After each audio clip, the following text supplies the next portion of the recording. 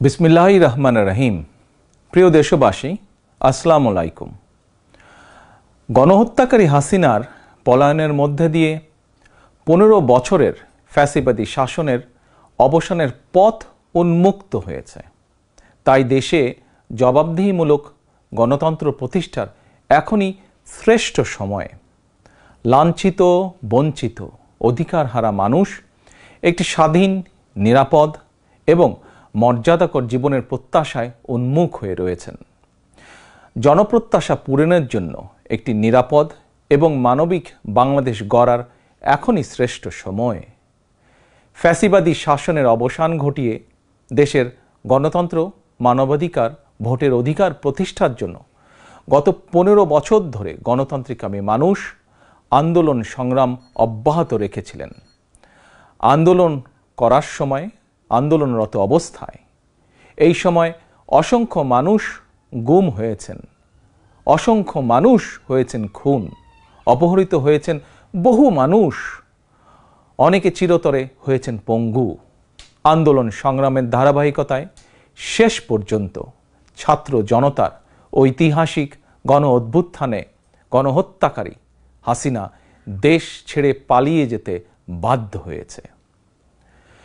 প্রিয় দেশবাসী, ঐতিহাসিক গণ অভ্যুত্থানের সাফল্য ও উদ্দেশ্য নস্যাৎ করে দিতে সুপরিকল্পিতভাবে চলছে ষড়যন্ত্র, এবং এই ষড়যন্ত্রের অংশ হিসাবেই একটি ধর্মীয় জনগোষ্ঠীর উপরে পরিকল্পিত হামলার ছক কষে দেশে একটি অস্থিতিশীলতার সৃষ্টির অপচেষ্টা চালানো হয়েছিল।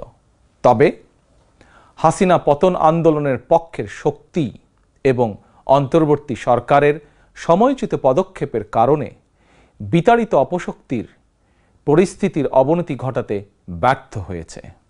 কিন্তু তারপরেও তাদের ষড়যন্ত্র থেমে নেই। কিন্তু গণ অভ্যুত্থানে চেতনা ও লক্ষ্য সুসংহত করতে হলে বিতাড়িত গণবিরোধী শক্তিকে আইনের মুখোমুখি করার পাশাপাশি জনগণের রাজনৈতিক এবং অর্থনৈতিক ক্ষমতায়ন অত্যন্ত জরুরি।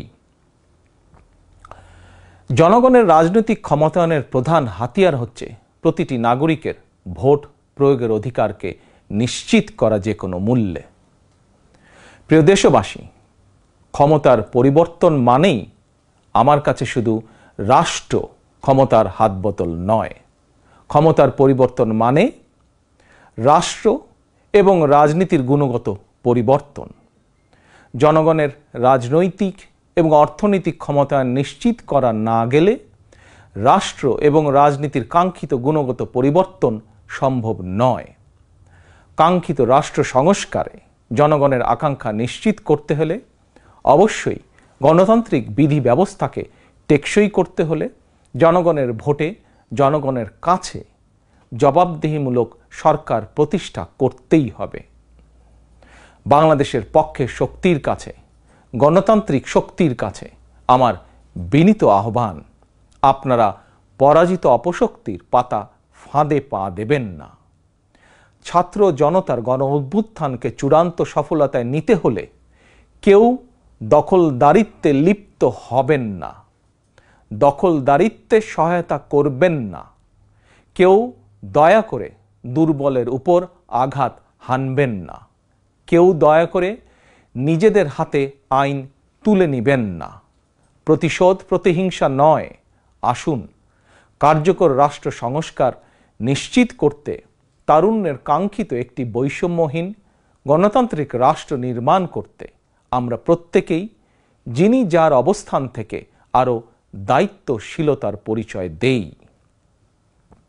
প্রিয় দেশবাসী, ভাই ও বোনেরা, ছাত্র জনতার গণ অভ্যুত্থানে বিশ্ববিদ্যালয়ের ছাত্র শহীদ আবু সাইদ, মাহফুজুর রহমান মুগ্ধ, কলেজ ছাত্র ওয়াসিম আকরাম, মাদ্রাসা ছাত্র আবদুল্লাহ আল মামুন, স্কুল ছাত্র রিফাত হোসেন, 60 বছর বয়সী একজন মা মায়া ইসলাম, 6 বছর বয়সী শিশু রিয়া গোপ, কিশোরী ছাত্রী নাইমা সুলতানা, কুমিল্লার আইনজীবী আবুল কালাম, চুয়াডাঙ্গার রাজমিস্ত্রি উজ্জ্বল হোসেন, নোয়াখালীর দোকান কর্মচারী আসিফ, বরগুনার ওষুধ কোম্পানির সেলসম্যান আল আমিনের মতন বিভিন্ন শ্রেণী পেশার হাজারো মানুষ শহীদ হয়েছেন। অসংখ্য মানুষ দেশের বিভিন্ন হাসপাতালে চিকিৎসাধীন রয়েছেন। পাবনার গাড়ি চালক আরাফাত হোসেন, মিরপুরে গুলিবিদ্ধ 22 বছর বয়সী মুস্তাকিম, দোকান কর্মচারী আতিকুল, অষ্টম শ্রেণীর শিক্ষার্থী তামিমের মতন অনেকের, বহু মানুষের হাত কিংবা পা কেটে ফেলতে হয়েছে। শত শত মানুষ দৃষ্টিশক্তি হারিয়ে ফেলেছেন, অন্ধ হয়ে গিয়েছেন চিরতরে, পঙ্গু হয়েছেন শত শত মানুষ চিরতরে। অসংখ্য প্রাণের বিনিময় 5ই আগস্ট অর্জিত স্বাধীনতায় গণতান্ত্রিকামী মানুষ আরও একবার স্বাধীনতার স্বাদ উপভোগ করলেও হাসিনা পতন আন্দোলনে যেসব পরিবার তাদের সন্তান স্বজনকে হারিয়েছেন কিংবা আহতদের চিকিৎসা করাতে গিয়ে যেসব পরিবারে অসহনীয় দুর্দশা নেমে এসেছে, সেসব বীর সন্তানদের ঘরে মুক্তির স্বাদের সেই ছোঁয়া এখনো লাগেনি। প্রিয় দেশবাসী, গণ অভ্যুত্থানে যারা হতাহত হয়েছেন তাদের তালিকা তৈরি করে প্রয়োজনীয় সহায়তার লক্ষ্যে অন্তর্বর্তীকালীন সরকার ইতিমধ্যেই নানা উদ্যোগ গ্রহণ করেছেন। এটি অবশ্যই একটি ইতিবাচক পদক্ষেপ। তবে গণ অভ্যুত্থানে যারা হতাহত হয়েছেন তাদের পরিবারের সদস্যদেরকে রাষ্ট্রীয় আয়োজনে সম্বর্ধনা দেওয়া হলে, রাষ্ট্রীয়ভাবে সম্মান জানালে কিছু সময়ের জন্য হলেও হতাহতদের পরিবারগুলো হয়তো একটু মানসিক সান্ত্বনা পাবেন। এ ধরনের উদ্যোগ গণ অভ্যুত্থানে চেতনাকে আরও শানিত করবে বলে আমার বিশ্বাস। একই সঙ্গে প্রতি বছর 5ই আগস্টকে রাষ্ট্রীয় উদ্যোগে জাতীয় জীবনে একটি বিশেষ দিবস হিসাবে পালন করার বিষয়টিও বিবেচনা করা দরকার বলে সমাজের বিভিন্ন শ্রেণী পেশার মানুষ বিশ্বাস করেন। আমি এ প্রসঙ্গে আরও একটি বিষয় সরকারের দৃষ্টি আকর্ষণ করতে চাই। 2018 সালেও সারা দেশে কোটা সংস্কার আন্দোলন হয়েছিল।